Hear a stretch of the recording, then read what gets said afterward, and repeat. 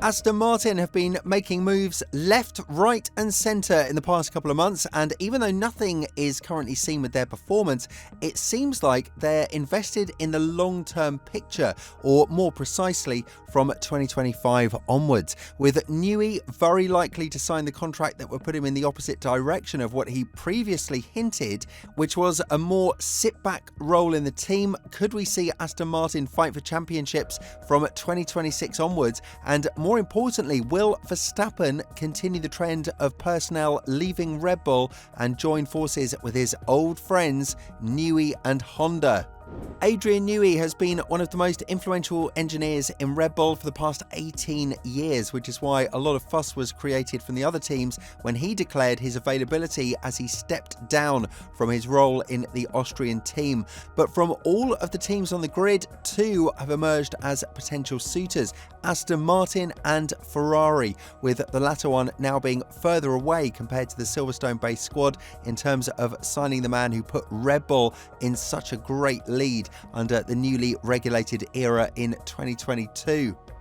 Be that as it may, Newey is not the only target of Aston Martin, as they are also targeting Verstappen from 2026 onwards. If we are to look at the numbers they have offered to the Brit Mastermind, which circulate around 100 million per year on a 4-year basis, it's safe to assume that his role will be all but influential, and he'll have a bigger say into who goes where, and especially with the arrival of Enrico Cardile from Ferrari and the likely departure or demotion of Dan Fallows. Under Newey, the team will have a brand new look, and with some familiar faces from Honda joining them from 2026 onwards, it will be quite interesting to see whether this would be more than enough for Verstappen to actually join. But there are lots of factors that are in play here, such as Verstappen leaving Red Bull in the first place and Aston Martin being his primary choice in the second place. First, Verstappen has already pledged his loyalty to Red Bull yet again, which could mean nothing given the fact how Red Bull is slowly but surely losing personnel on all fronts,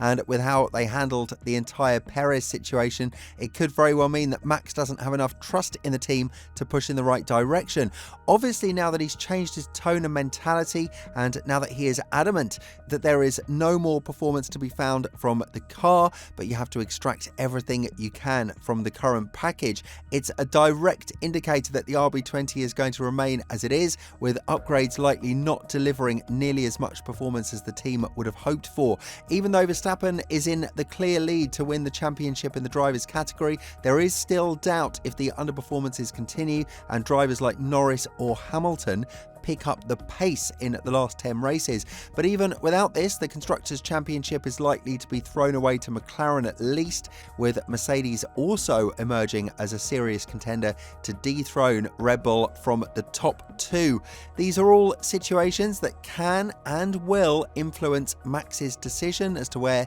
he'll be driving in the foreseeable future. And obviously, with all the talks that have been going on around him and Mercedes, we can't act like the Silver Arrows have now dropped out of contention, as just because of the lucrative offer from Aston Martin, he'll choose his team as his next destination. But if he is to choose Aston Martin, he gains something that he wouldn't have in Mercedes, a teammate who won't be able to challenge him in the Drivers' Championship. Although Max would likely outperform Russell in the same machinery, the challenge would be much bigger, and something that he wouldn't even commit to if Aston Martin can build a car that could win races from 2026 onwards. The new regulations that will take place from this season are literally anybody's guess in terms of who will end up where, and if we're to look at the current state of events, Verstappen should be expecting a very tight competition in 2025 as well, not just because of Hamilton's move to Ferrari, but also because of the massive strides that McLaren and Mercedes made in the past couple of months.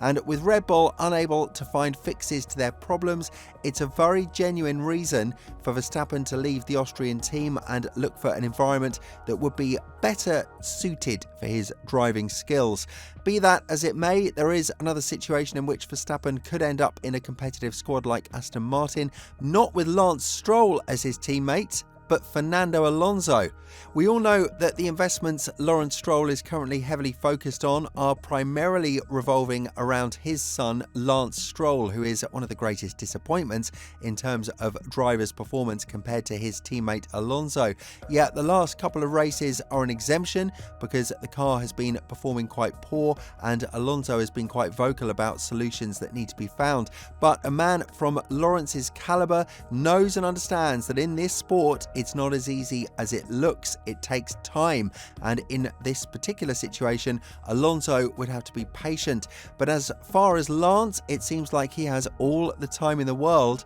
because of his father's protection. Now, if a situation opens up that Aston Martin are willing to sign Verstappen from 2026 onwards, or more precisely, if the three-time world champion is now ready to leave Red Bull and join another team, there are certain sacrifices that the team and all of the investors would be willing to make, which would be to keep Alonso as their driver and demote Lance to another category of Aston Martin's racing competitions, such as the WEC. This will be a hard choice to make for Lawrence, given the fact that no other competition is anywhere close to Formula One in terms of popularity, elite driving and competition. But if you have a one-man show after investing millions of dollars in Formula One, then you are inevitably doing something wrong and you need to fix it before you make the investors in the team angry. Again, a lot of strings would have to be pulled for Lawrence to have the uncomfortable talk with his son that a potentially four-time world champion would be replacing him,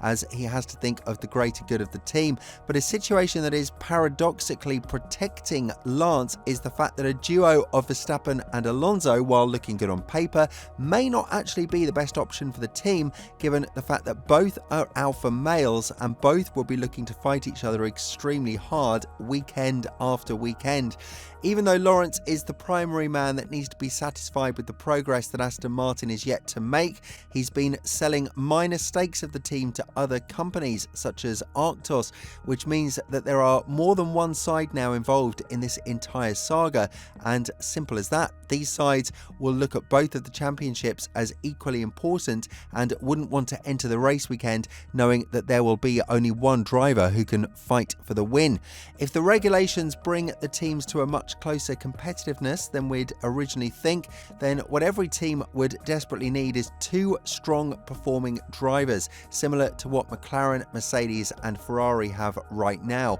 On the other hand, Red Bull has been bleeding on this field thanks to Sergio Perez's poor performance, and had it not been for the utter dominance that they had in the first 5 races, then the Austrian team would have likely been gone from the #1 spot in the Constructors' Championship by now. All of the current situations need to be analysed properly, because if you are a driver like Verstappen who is dissatisfied with your team's performance, then the next team would definitely have to prove that they have what it takes in order to put themselves on the right path. Right now, Aston Martin is definitely not that team, which is why Mercedes still holds an advantage over the signature of Verstappen if he's to leave Red Bull. But with all of the changes that are being made in the Silverstone-based squad, and with all the familiar faces that Verstappen will meet if Newey completes the contract and Honda comes from 2026 onwards, it would be hard to deny an offer from your old colleagues, the ones that made the 2022 and 2023 success possible.